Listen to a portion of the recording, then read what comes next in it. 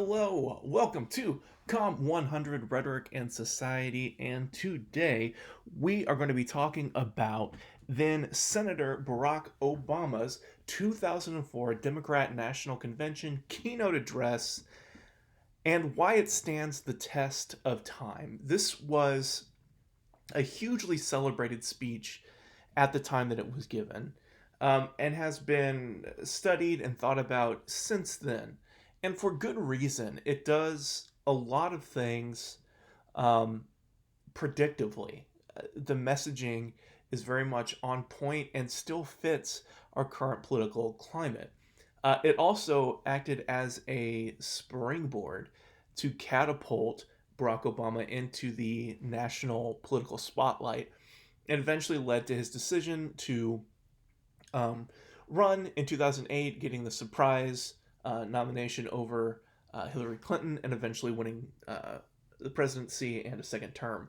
But this speech, if you look at it as the moment where Barack Obama stepped up, uh, it's a fascinating time capsule. So let's explore the speech a little bit. The rhetorical situation, as always, anytime you're going to look at a text, you want to identify the rhetorical situation. Who is the rhetor? Well, that would be then Illinois Senator Barack Obama. Text is the speech itself, of course. Who do you think is the audience, and what do you think is the purpose? We'll talk about that a little bit later. And the setting is the 2004 Democratic National Convention in Boston that was taking place in July of that year. A lot of people claim that this is the speech that made Barack Obama president. That even though he wasn't anywhere close to running in 2004, that he built up enough momentum and enough ethos with this speech that it basically was the thing that made him a national level politician. And not only this speech, but his ability to excite people with his rhetoric, to appear genuine, and to have the kind of messaging that at the time was definitely needed.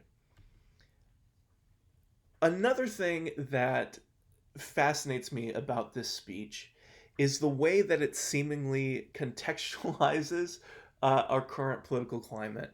Um, Obviously, the situation that we're in now, politically, the context, you can read it a bunch of different ways and read the history a bunch of different ways.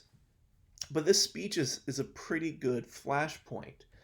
Uh, when you listen to the appeals that Obama makes in the speech, it really is a rebuke of the Bush era divisiveness of the early aughts. The country was extremely divided, more divided now, but still extremely divided then. Especially when you look at the 2000 election and the vote counting in Florida, um, in part manufactured by Roger Stone, if that name sounds familiar.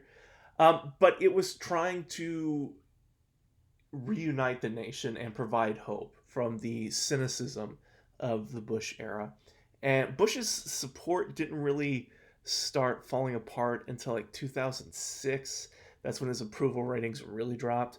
Um, but people were starting to notice, like, hey, this doesn't feel good.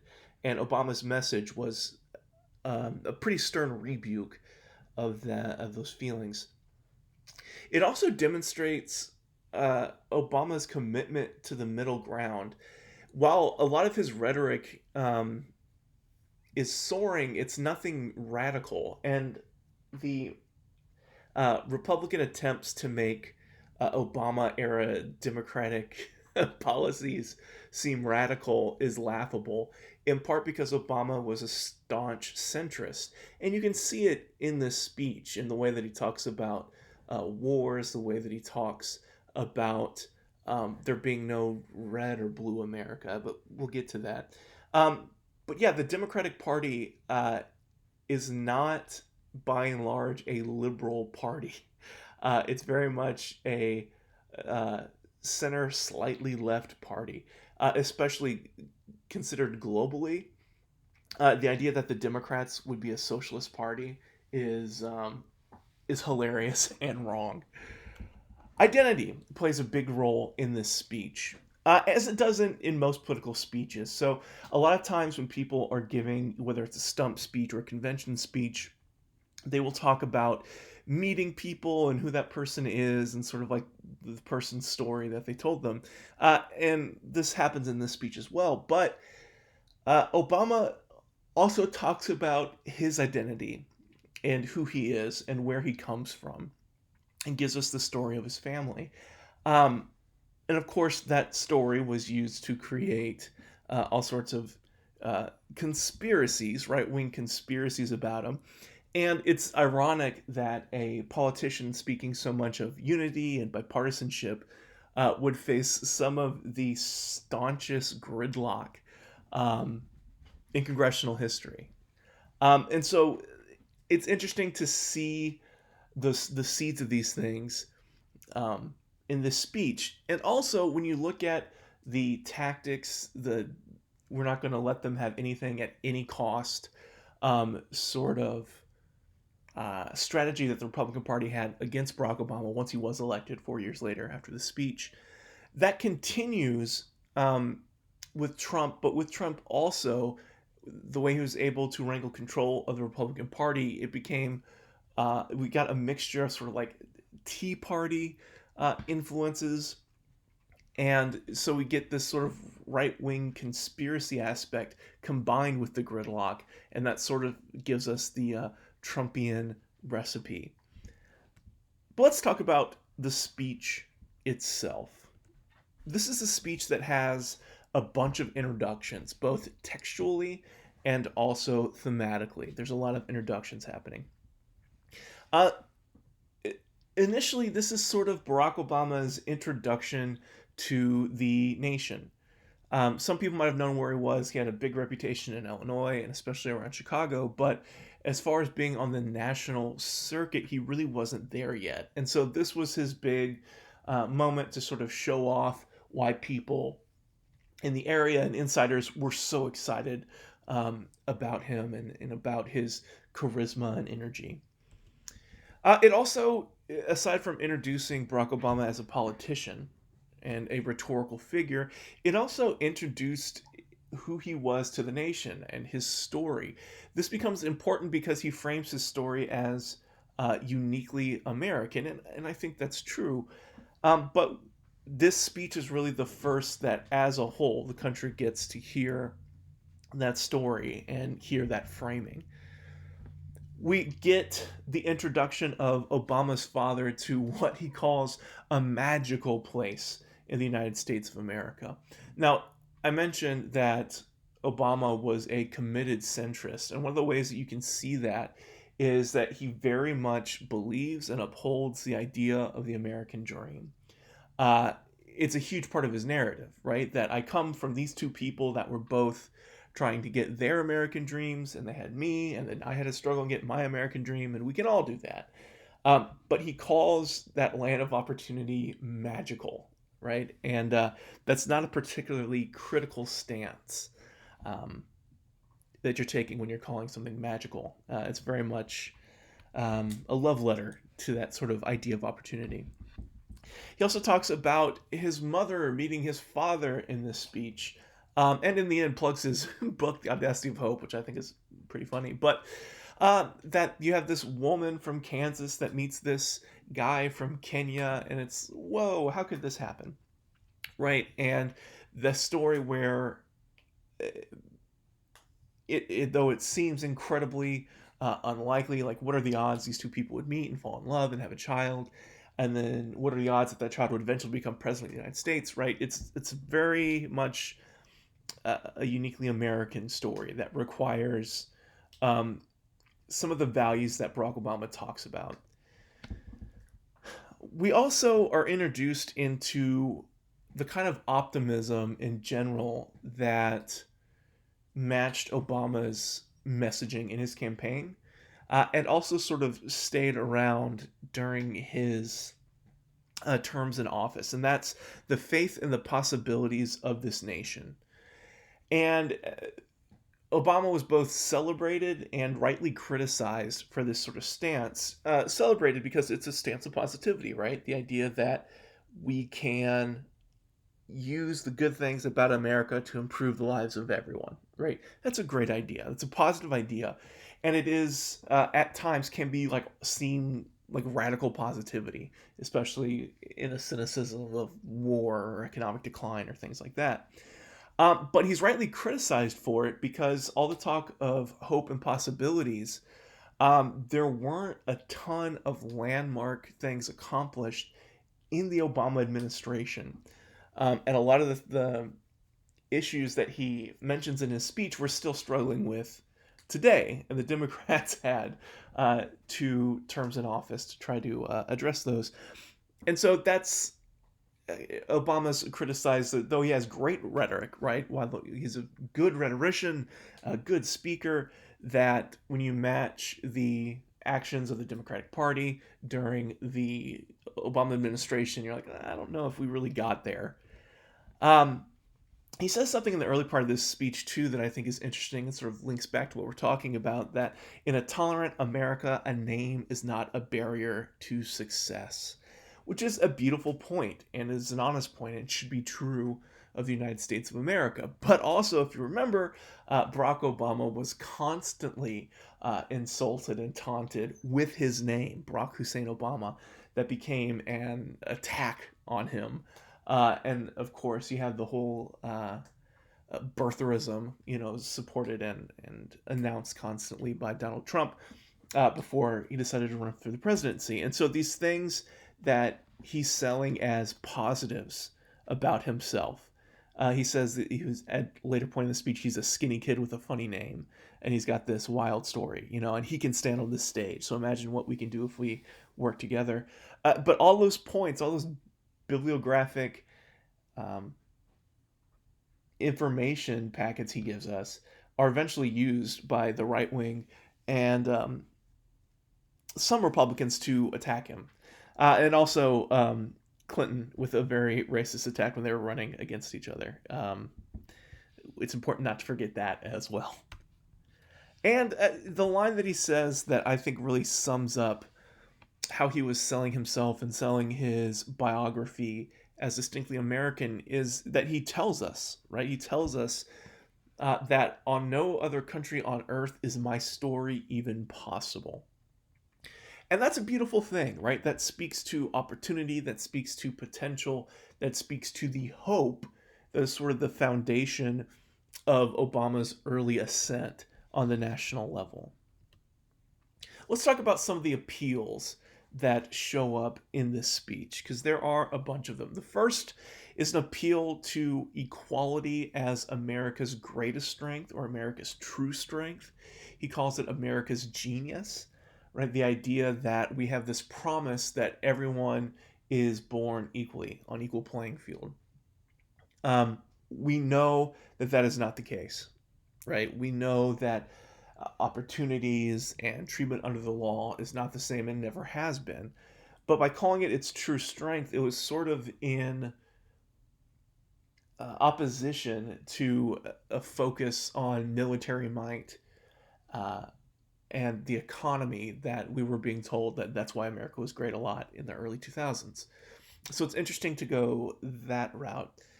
He also has these appeals to unity and improvement, and I think they're really shown through this line very well. Fellow Americans, Democrats, Republicans, Independents, I say to you tonight, we have more work to do.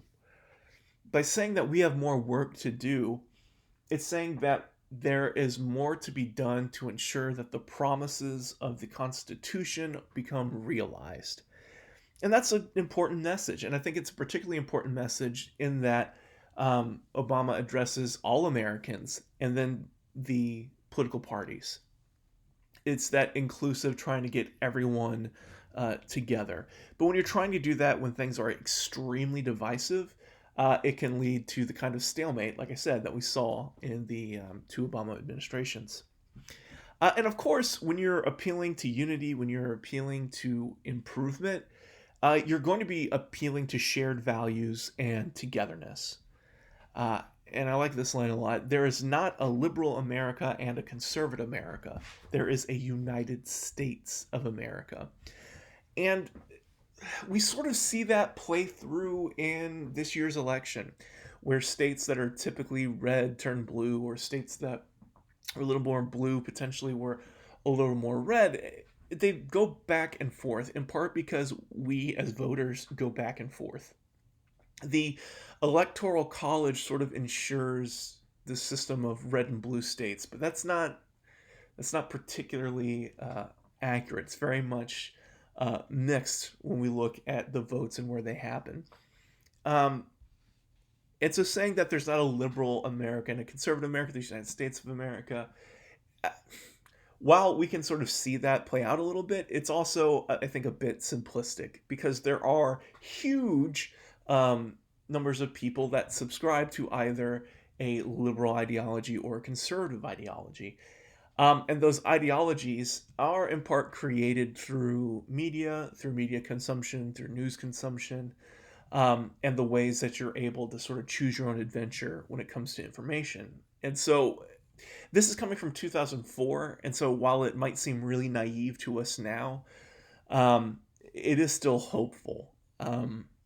But I think looking back from 2020, maybe in particular that line is little like, I don't know. I don't know, future President Obama. But the biggest appeal, and the appeal that he ends on in this speech, and you can see people standing up and clapping. I mean, he's bringing people to tears in the audience with his rhetoric, with his message, which is always powerful.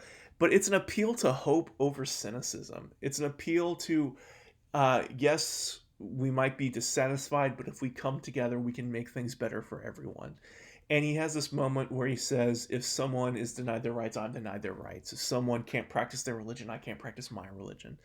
Um, that idea of being your brother or your sister's keeper, um, and stepping up to that, right? Stepping up to the implication of saying those things and trying to realize uh, those implications. So it's, I don't know, it's relatively unique, right? In that he's saying we've got to have hope. He defines what hope looks like. And then when he runs in 2008, he's asking, if you believe me, vote for me and vote for this hope and change. Now, whether that hope and change actually materialized, up to question, but people were really optimistic and inspired by this message of hope.